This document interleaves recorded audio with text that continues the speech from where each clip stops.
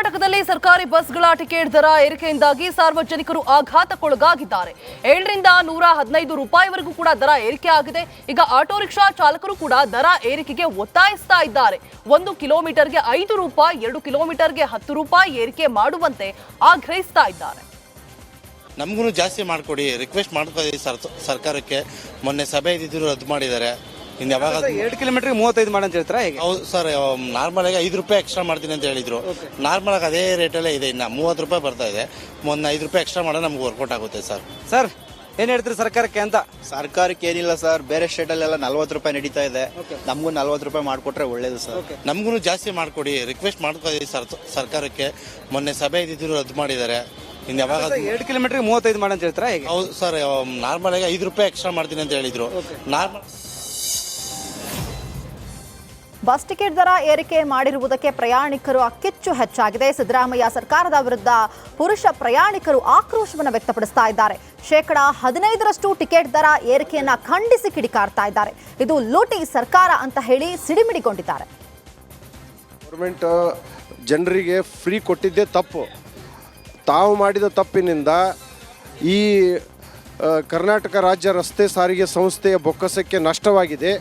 ಆ ನಷ್ಟ ಸರಿದೂಗಿಸಲು ಈ ಜನರು, ಸಾಮಾನ್ಯ ಜನರ ಮೇಲೆ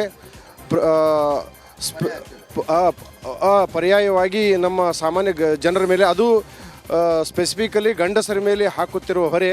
ಗಂಡಸ ಮಕ್ಕಳು ಬಸ್ನಲ್ಲಿ ನಿಂತುಕೊಂಡು 15% ಹೆಚ್ಚಿಗೆ ಟಿಕೆಟ್.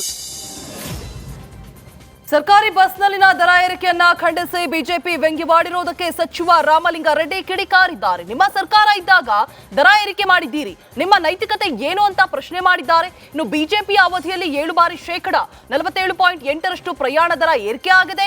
ಬಿಜೆಪಿಗೆ ನೈತಿಕತೆಯೂ ಇಲ್ಲ, ನಾಚಿಕೆಯೂ ಕೂಡ ಇಲ್ಲ ಅಂತ ಆಕ್ರೋಶವನ್ನು ವ್ಯಕ್ತಪಡಿಸಿದ್ದಾರೆ.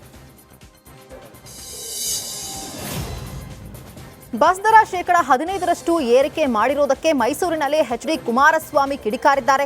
ಸರ್ಕಾರ ಗ್ಯಾರಂಟಿಯನ್ನ ನಿಲ್ಲಿಸಲು ಕಾರಣವನ್ನ ಹುಡುಕ್ತಾ ಇದೆ.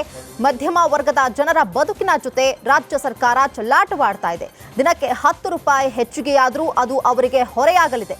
ಯಾವುದೇ ಕಾರಣಕ್ಕೂ 5 ಗ್ಯಾರಂಟಿ ನಿಲ್ಲಿಸಬೇಡಿ ಅಂತ ಎಚ್.ಡಿ.ಕೆ ಗುಡುಗಿದ್ರು.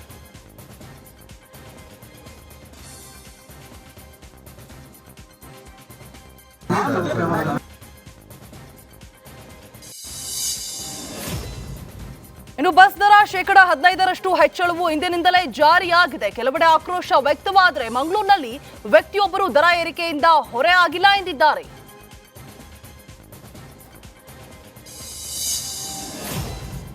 ಪ್ರಯಾಣಿಕರಿಗೆ ಬಸ್ ಟಿಕೆಟ್ ದರ ಏರಿಕೆ ಶಾಕ್ ತಟ್ಟಿದೆ. ಕಾರವಾರ ಬಸ್ ನಿಲ್ದಾಣದಲ್ಲಿ ಪ್ರಯಾಣಿಕರು ಅಸಮಾಧಾನವನ್ನು ಹೊರಹಾಕಿದ್ದಾರೆ. ಉಚಿತ ಗ್ಯಾರಂಟಿ ಕೊಟ್ಟು ಈಗ ಟಿಕೆಟ್ ದರ ಜಾಸ್ತಿ ಮಾಡಿರೋದು ಅಕ್ಷಮ್ಯ ಅಪರಾಧ ಅಂತ ಹೇಳಿ ಕಿಡಿಕಾರಿದ್ದಾರೆ. ಇನ್ನು ಹುಬ್ಬಳ್ಳಿಯಲ್ಲಿ ಬಸ್ ದರ ಹೆಚ್ಚಳ ಹಿನ್ನೆಲೆ ಪ್ರಯಾಣಿಕರು ಆಕ್ರೋಶವನ್ನ ವ್ಯಕ್ತಪಡಿಸಿದ್ರು. ಜನಸಾಮಾನ್ಯರಿಗೆ ಈ ರೀತಿ ಹೊರೆ ಹಾಕುವುದು ತಪ್ಪು. ಸರ್ಕಾರ ಕೂಡಲೇ ಈ ನಿರ್ಧಾರವನ್ನ ವಾಪಸ್ ಪಡಿಬೇಕು. ಮಹಿಳೆಯರಿಗೊಂದು ನ್ಯಾಯ, ಪುರುಷರಿಗೊಂದು ನ್ಯಾಯ ಎಷ್ಟು ಸರಿ ಅಂತ ಪ್ರಶ್ನೆ ಮಾಡಿದ್ದಾರೆ.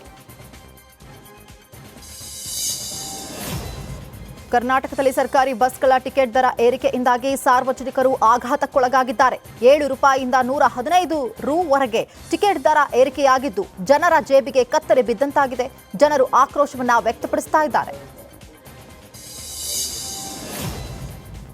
ಬೈದರ್ನಲ್ಲಿ ಡಕೋಟಾ ಬಸ್ಗಳ ದರ್ಬಾರ್ ಹೆಚ್ಚಾಗ್ತಾ ಇದೆ. ರಸ್ತೆ ಮಧ್ಯೆ ಸರ್ಕಾರಿ ಬಸ್ಗಳು ಕೆಟ್ಟು ನಿಲ್ತಾ ಇದೆ. ಈ ಹಿನ್ನೆಲೆ ಪ್ರಯಾಣಿಕರೇ ಬಸ್ ನುಗ್ಗುವ ಪರಿಸ್ಥಿತಿ ಕೂಡ ಎದುರಾಗಿದ್ದು, ಬೀದರ್ ಹಮಾನಾಬಾದ್ ಸರ್ಕಾರಿ ಬಸ್ ನೌಬಾದ ಬಳಿ ಕೆಟ್ಟು ನಿಂತಿದ್ದು ಪ್ರಯಾಣಿಕರೇ ತಳ್ಳುವಂತಹ ದೃಶ್ಯ ಕಂಡು ಬಂದಿದೆ. ಸಿದ್ದು ಸರ್ಕಾರದ ವಿರುದ್ಧ ದಳಪತಿ ಮತ್ತೆ ಕಮಿಷನ್ ಬಾಂಬ್ ಅನ್ನ ಎಸೆದಿದ್ದಾರೆ. ಕಾಂಗ್ರೆಸ್ ಅವಧಿಯಲ್ಲಿ 60% ಲಂಚ ಪಡೆದಿದ್ದಾರೆ. ಇದನ್ನ ಕಾಂಗ್ರೆಸ್ ಪಕ್ಷದ ಕಾರ್ಯಕರ್ತರೇ ಒಪ್ಪಿಕೊಂಡಿದ್ದಾರೆ ಅಂತ ಹೇಳಿ ಹೊಸ ಬಾಂಬ್ ಅನ್ನ ಸಿಡಿಸಿದ್ದಾರೆ. ಹಣ ಲೂಟಿ ಮಾಡುವುದಕ್ಕೆ ಸರ್ಕಾರದಲ್ಲಿ ಇತಿಮಿತಿ ಇಲ್ವಾ ಅಂತ ಗುಡುಗಿದ್ರು. ಒಂದರಲ್ಲೂ ಫಿಕ್ಸ್ ಆಗೋಗಿದೆಯಲ್ಲ. 60 ಅವರ ಪಕ್ಷದ ಗುತ್ತಿಗೆದಾರರೇ, ತುಮಕೂರಿನ ಯಾವುದೋ ಒಂದು ಅಸೋಸಿಯೇಷನ್ನು ಅವ್ರ ಪಕ್ಷದ ಕಾರ್ಯಕರ್ತರೆ 60% ದಾಟಿದೆ. ಅವರೇ ಎಷ್ಟೋ ಹೆದ್ದಾರಿ ಪ್ರಾಧಿಕಾರದ ಅಧಿಕಾರಿಗಳ ನಿರ್ಲಕ್ಷ್ಯಕ್ಕೆ ಯುವಕ ಬಲಿಯಾಗಿದ್ದಾನೆ ಅನ್ನೋ ಆರೋಪ ಕೇಳಿ ಬಂದಿದೆ. ಮಂಡ್ಯದ ವೆಸಿ ಫಾರಂ ಗೇಟ್ ಬಳಿ ಅಪಘಾತ ಸಂಭವಿಸಿದೆ.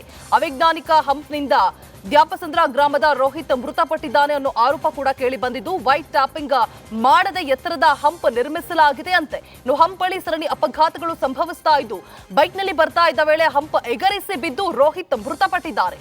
ಅಪಘಾತದ ಭೀಕರ ದೃಶ್ಯ ಸಿಸಿಟಿವಿಯಲ್ಲಿ ಸೆರೆಯಾಗಿದೆ. ರೋಹಿತ್ ಸಾವಿಗೂ ಮುನ್ನ ಹಲವು ಜನ ಬಿದ್ದು ಗಾಯಗೊಂಡಿದ್ದಾರಂತೆ. ಮುಖ್ಯಮಂತ್ರಿಗಳು ಸಚಿವರು ಈ ಸ್ಟೋರಿಯನ್ನ ನೋಡಿ ಎಚ್ಚೆತ್ತುಕೊಳ್ಬೇಕಾಗಿದೆ. ಬೆಂಗಳೂರು ಕಟ್ಟಿದ ಕೆಂಪೇಗೌಡರ ಹೆಸರು ಭಾಷಣಕ್ಕೆ ಮಾತ್ರ ಸೀಮಿತಾನಾ ಎನ್ನುವ ಪ್ರಶ್ನೆ ಮೂಡ್ತಾ ಇದೆ. ಕೆಂಪೇಗೌಡ ಅಧ್ಯಯನ ಕೇಂದ್ರ 8 ವರ್ಷಗಳಿಂದ ನೆನೆಗುದಿಗೆ ಬಿದ್ದಿದೆ. ಕಾಮಗಾರಿ ಅರ್ಧಂಬರ್ಧ ಆಗಿದೆ. ಸರ್ಕಾರದಿಂದ ಹಣ ರಿಲೀಸ್ ಆಗಿಲ್ಲ. ಕಾಮಗಾರಿ ಮುಗ್ದಿಲ್ಲ ಅಂತೆ. ಸರ್ಕಾರದ ನಿರ್ಲಕ್ಷ್ಯದಿಂದಾಗಿ ಕಾಮಗಾರಿ ಇನ್ನೂ ಅಪೂರ್ಣವಾಗಿದೆ. ಕಾಮಗಾರಿ ಪೂರ್ಣಗೊಳಿಸುವಂತೆ ಸಾರ್ವಜನಿಕರು ಒತ್ತಾಯಿಸ್ತಾ ಇದ್ದಾರೆ.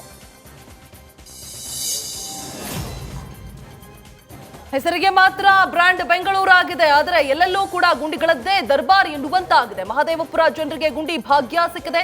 ಮೊಣಕಾಲುದ್ದದ ಗುಂಡಿಗಳಿಂದಾಗಿ ಸವಾರರು ಕಂಗೆಟ್ಟು ಹೋಗಿದ್ದಾರೆ. ಗುಂಡಿಗಳನ್ನ ಮುಚ್ಚುವಂತೆ ವಾಹನ ಸವಾರರು ಆಗ್ರಹಿಸ್ತಾ ಇದ್ದಾರೆ. ಈ ಬಗ್ಗೆ ರಿಪಬ್ಲಿಕ್ ಕನ್ನಡ ಮಹದೇವಪುರದಲ್ಲಿ ರಸ್ತೆ ರಿಯಾಲಿಟಿ ಚೆಕ್ ನಡೆಸಿದೆ.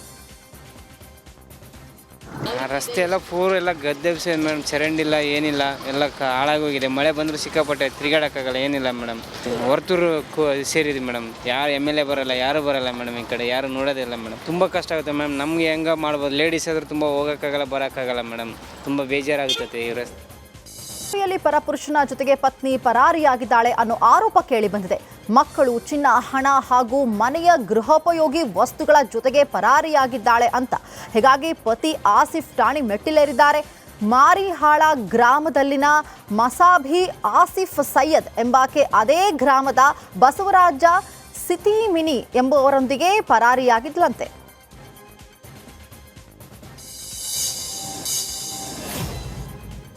ಜಿಲ್ಲಾಡಳಿತದ ವಿರೋಧದ ನಡುವೆಯೇ ಸಂಭಾಜಿ ಪುತ್ಥಳಿ ಅನಾವರಣಕ್ಕೆ ಬಿಜೆಪಿ ನಿರ್ಧರಿಸಿದೆ. ಬೆಳಗಾವಿಯ ಅನಗೋಳದಲ್ಲಿ ನಿರ್ಮಿಸಲಾಗಿರುವ 21 ಅಡಿ ಎತ್ತರದ ಸಂಭಾಜಿ ಮಹಾರಾಜರ ಪುತ್ಥಳಿ ಅನಾವರಣಕ್ಕೆ ಜಟಾಪಟಿ ಶುರುವಾಗಿದೆ. ಶಾಸಕ ಅಭಯ್ ಪಾಟೀಲ ಮತ್ತು ಕೊಂಡೋಸ್ಕರ್ ಬೆಂಬಲಿಗರ ನಡುವೆ ವಾಗ್ವಾದ ನಡೆದಿದೆ. ಯುವಕರು ಗುಂಪು ಚದುರಿಸುವುದಕ್ಕೆ ಪೊಲೀಸರು ಹರಸಾಹಸವನ್ನ ಪಡುವಂತಾಯಿತು. 7 KSRP ಪೊಲೀಸ್ ವಾಹನಗಳು, ACP 3 CPIಗಳ ನೇತೃತ್ವದಲ್ಲಿ ಬಿಗಿ ಪೊಲೀಸ್ ಬಂದೋಬಸ್ತನ್ನು ವಹಿಸಲಾಗಿದೆ.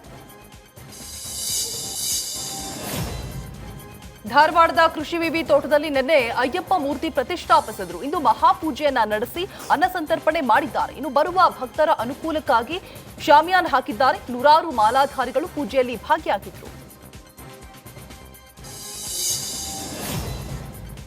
ಕರಾವಳಿ ಉತ್ಸವದ ಅಂಗವಾಗಿ ದಕ್ಷಿಣ ಕರ್ನಾಟಕ ಜಿಲ್ಲಾಡಳಿತದಿಂದ ಮಂಗಳೂರಿನ ಖದ್ರಿ ಪಾರ್ಕ್ ಬಳಿ ಕೂಡ್ಲಾದ ಐಷಾರಾಮಿ ಕಾರು ಬೈಕ್ಗಳ ಪ್ರದರ್ಶನವನ್ನ ನಡೆಯಿತು.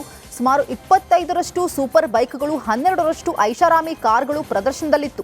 ಅದರಲ್ಲೂ ಪ್ರಪಂಚದಲ್ಲಿಯೇ 777 ಮಂದಿಯಲ್ಲಷ್ಟೇ ಇರುವಂತಹ ಪೋರ್ಷ್ ಸೈಮಾನ್ ಎಸ್ ಎಡಿಷನ್ 1 ಕಾರು ಮಂಗಳೂರಿನಲ್ಲಿದೆ. ವಿಶೇಷವೆಂದರೆ ಇಡೀ ಭಾರತದಲ್ಲಿ ಈ ಕಾರು ಮಂಗಳೂರಿನಲ್ಲಿ ಮಾತ್ರ ವಿಧಿಯಂತೆ. MV ಆಗಸ್ಟಾ ಡರ್ಜಾಗಸ್ಟರ್ 800 RR ಎಂಬಂತಹ ಸೂಪರ್ ಬೈಕ್ ಪ್ರಪಂಚದಲ್ಲಿ ಕೇವಲ 200 ಮಂದಿ ಹತ್ರ ಇದ್ದು ಭಾರತದಲ್ಲಿ ಕೇವಲ 62 ಮಾತ್ರವಿದೆ.